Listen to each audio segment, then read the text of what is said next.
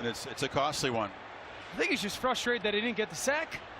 See the first guy that got to Will Levis? He is. I mean, unbelievable play by Will Levis. Almost does the one thing you can't do. I don't know how many shots you want to take from a future Hall of Famer in Jalen Ramsey. I can tell you what, Bradley Chubb didn't give up on the play. I mean, you see here, he gets up off the ground. He gets in on the tackle along with Jalen Ramsey. Penalty sets up the Titans at the 12-yard line. Levis wanted to flip it to Henry in the flat. Now takes off again, lowers the shoulder, knocked down near the goal line. They're spotting him down before the fumble at the 1. He took a wicked shot from Kader Kohou. He's got some Josh Allen in his game right now. I can just tell you this, Charles London, their quarterback coach, when I talked to him down the field, you saw how he puts his body in harm's way. He did it last week against the Colts. He does not care, though. Yeah, he went airborne. He's just like a helicopter in that game. Henry, nothing. Ran right into a wall of Dolphins.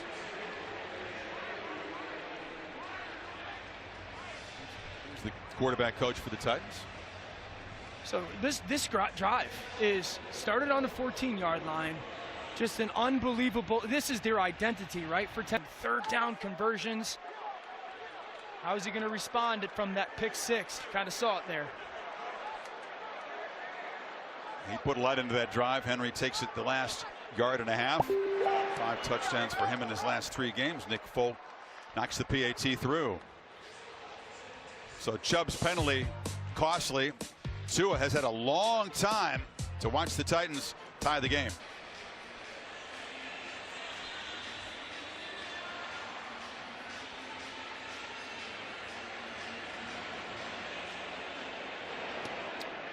And Folk's boot taken by Berrios at the 1.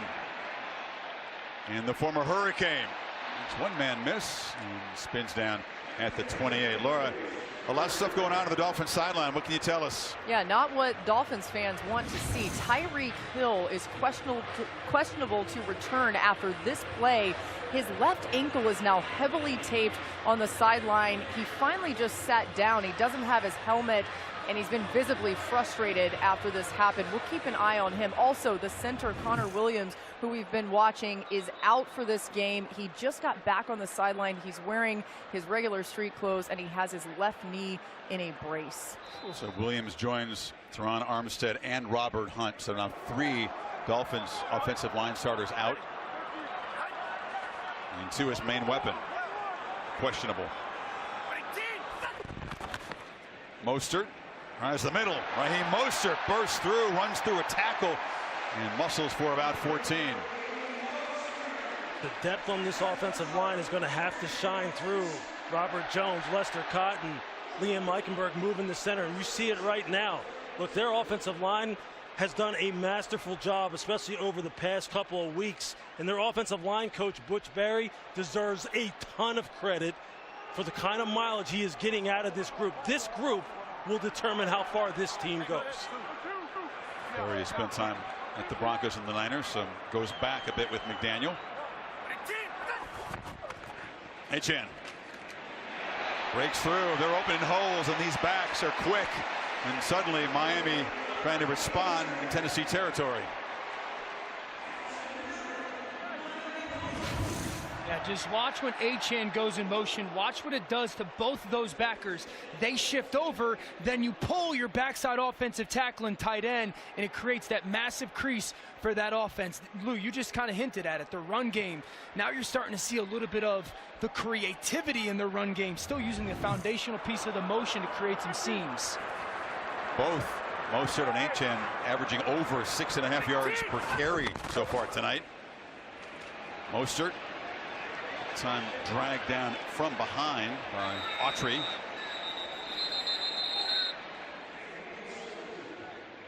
You can see philosophically what Mike Daniel is trying to establish.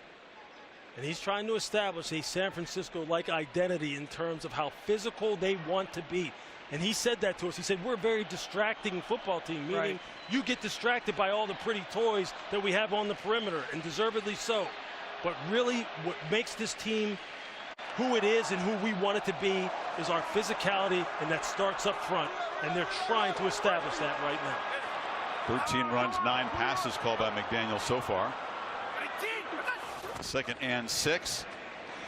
Barrios makes the catch and fights hard, shows great effort, is knocked down near the marker. They'll spot him about a yard short.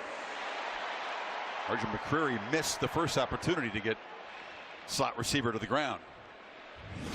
Roger McCreary is one of those guys who they love here in Tennessee. Mike Vrabel said he plays the way that I want players to play, and basically in his image. Tough, gritty, really diverse in terms of being able to defend the run, match up in man coverage, play with good slot principle, or rather good zone principles. He's a good, solid football player. McDaniel does not want to see the cheetah standing next to him. It's a very different looking Miami offense. And now in 3rd and short, Tua takes off, doesn't do this very often, but scampers for a first down, scrambling down to the 30. It's really the play that they run 4 or 5 times a game. It's their version of triple option. He's trying to hit Waddle in the slot, outside Wilson, and they could dump it off to Mostert. There's a little bit of collision. Ball fake. Usually dumps it off though and does it. Yeah, you don't want that guy running. I see you, Tua. I see you. Let them know that you can go ahead and pick up 4 downs with your legs. Just get 4. Yeah, there you go. I think this is smart by Mike McDaniel. Lou, you kind of talked about his foundation, offensive line. You know, it's, hey, let's just lean on this offense, not expose any pass protection issue. Tua steps up and he'll be spun down, sacked by Arden Key.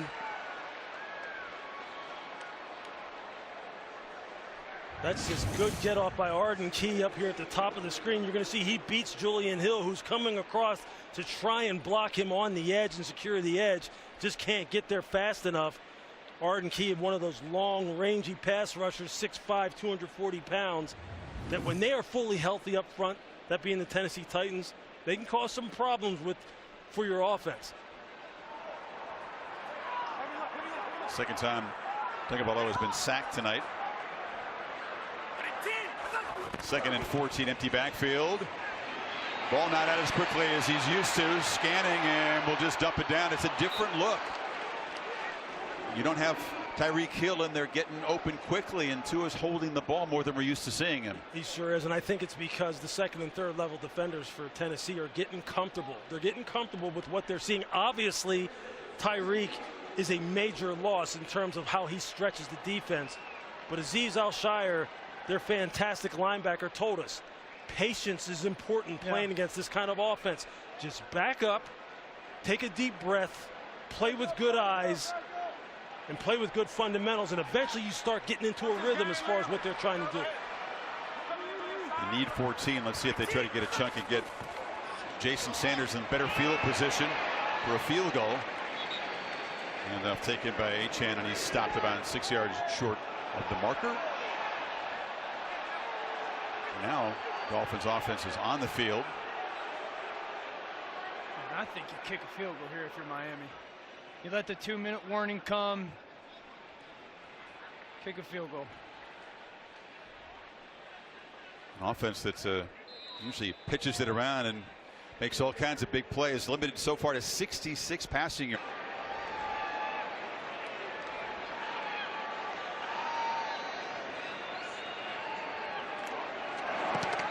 And it's blocked at the line. Titans trying to field it back down at the 14-yard line. And the return comes out across the 20 by Amani Hooker. And that's the kind of special teams play that a new man in charge likes to see made. So Tennessee will take over. And they are hanging right with Miami Dolphins. 7 apiece, 1:49 at halftime.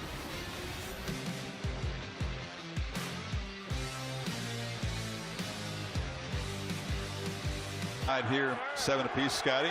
Levis, 1:51 to work with. Not known for being an explosive 2-minute offense. They'll hand it to Henry. He burst forward for about 5 on first down. I think this drive, at least the start of it, should mirror what the last drive was. Under center, play action pass. You're not trying to go too quick. If you get past midfield, and you got about 45 seconds left, then we can start getting into 2-minute tempo.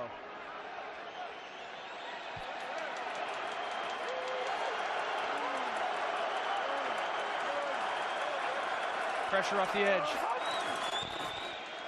Henry again. Makes his way for a few, and it'll be 3rd and 1. A flag comes in very late in the run, right in the offensive line pit. I think they're going to get holding on. Holding offense. Number 75. Yeah, 10-yard penalty.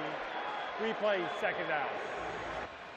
That may reshape the thinking. Yeah, Christian Wilkins did a nice job of trying to fight off the block from Radens, and watch this.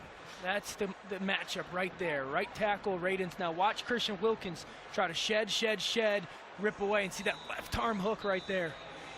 Guys, you're behind the sticks. You do have 3 timeouts to work with here in a minute 11. You think they'll keep it a cautious approach? Oh, I think you absolutely have to. And I think if you're Mike McDaniel, depending on the result of this play, you become the person who wants to use the timeout. But I think you're smart if you're Tennessee here. Elvis goes up to get a high snap. Henry is brought down. You would expect Miami to spend a timeout here, and they will. Interesting first half. Not what McDaniel and these fans certainly expect. In the first Monday night game in 6 years, the Dolphins rolling, scoring all kinds of points. It's really been drained out of this building, I think, mainly by the injury to Tyreek Hill. Laura reporting he's questionable, and I think serious concern for their superstar player at this point. The juice, right? Yeah. I mean, when he went out, you heard MVP chants, you know, and we haven't seen him really since he jogged off that field. He's the guy that their offense completely goes through. But what you like, though, on the flip side is the fact that Mike has gone back to leaning on that offensive line in the run game, because they're going to need it down the stretch. See if the Dolphins get the football back. Titans need 14 on 3rd. Brown bringing some juice here, and Spears takes the handoff, and he'll be knocked down, and McDaniel will spend another timeout. So Tua get some decent field position, and we'll have about a minute to work with. I think now special teams again. We understand the history with the Tennessee Titans over the past week, the kind of issues that they have had with punt protection.